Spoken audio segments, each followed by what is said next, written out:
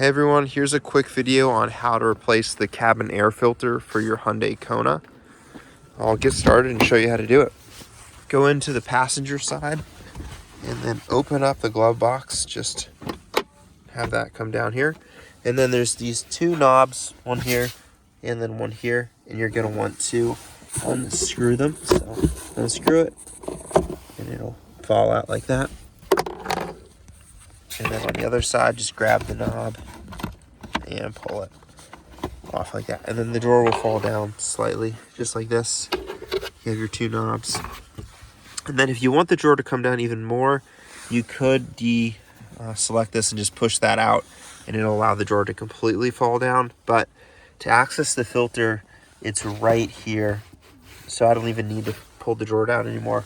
So to get the filter to come out, there's a little clip off to this right side, and I just pinch it, and then the filter, you can see it back here.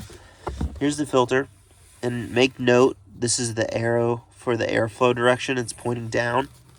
And then to replace it, just grab the old filter. So this one's pretty dirty right now, and then I've got the new filter ready to go. So here's the new filter.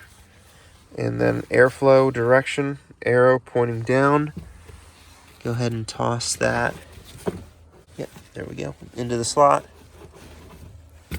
And then we will reattach the cover for it. Attach the cover for it. Just like that. Clicks on like this. And then we'll go ahead and close it up with the two knobs. Setting this one in right here.